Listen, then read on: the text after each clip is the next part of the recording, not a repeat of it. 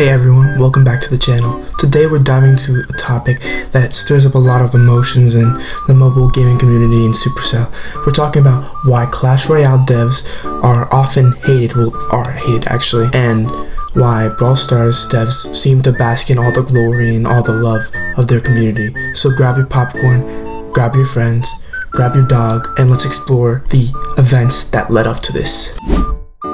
Let's start with Clash Royale. When it launched in 2016, it was a revolutionary new game. It took the mobile gaming world by storm, and when I mean by storm, everybody was playing it. With its unique blend of tower defense, card collection, and real-time strategy, players were hooked, and I mean addicted, like crazy addicted. Everybody was playing. And Supercell also had another hit on their hands, Clash of Clans, but as the years went by, this good phase and golden years of the game ended and player sentiments began to change. The main source of frustration? Well, a feeling of neglect and poor communication from the devs.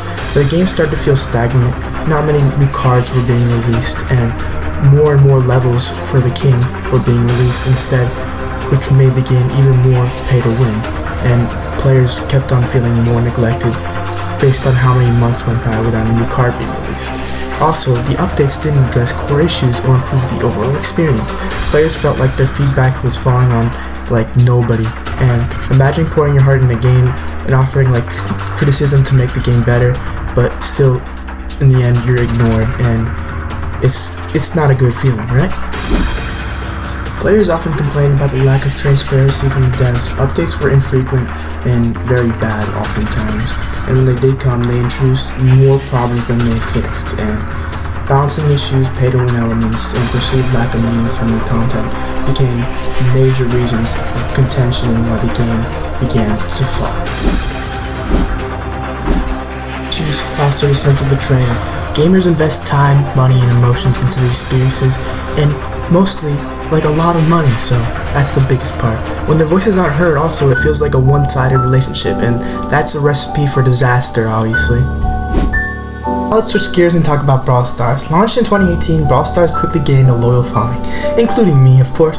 But what makes the relationship between Brawl Stars players and the devs so different? Well, first off, communication. The Brawl Stars team excels at keeping their community in the loop and just knowing all the information, and they have regular Brawl Talk videos, which is basically the updates and stuff, where the devs share upcoming updates, which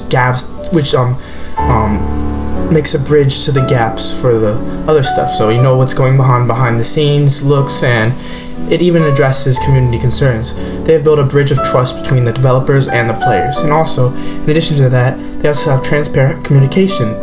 These videos are more than just updates. They're conversations, and the devs come across as passionate and genuinely interested people in just trying to make the game the best it could be. So this level of transparency makes the game feel valued and heard. So what makes players feel valued and heard. And also, another key factor is how the Brawl Stars teams handles feedback.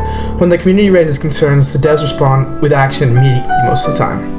They balance characters, introduce a new and exciting content, and consistently show that they are listening to us. So it's not just about adding new features, it's about actively improving the game based on player input, unlike Clash Royale. Basically, this sense of involvement creates like a positive feedback loop, so players feel appreciated, which makes them more likely to stay engaged and invested in the game.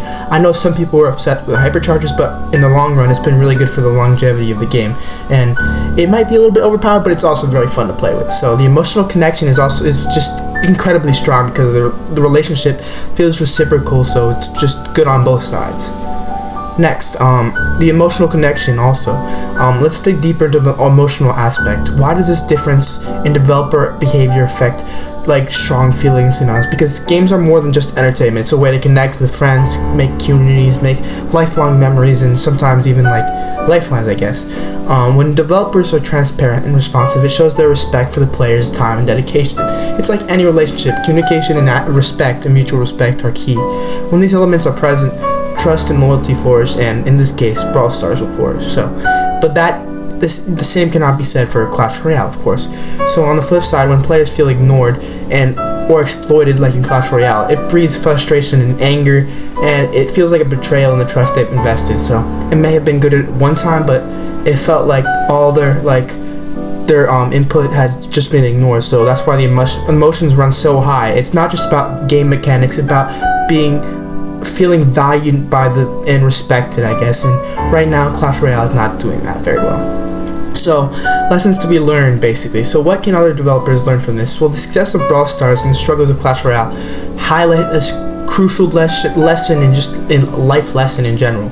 You have to engage with the community and show them that you care, because regular communication, transparency, and willingness to learn can turn players into passionate advocates, and in this case, money banks, basically. So it's not just about avoiding negative feedback, it's also about building a relationship based on mutual respect. When players feel like their voices are heard, they're more likely to stick around and invest in the game, because even defend against critics, because just they feel like they are respected.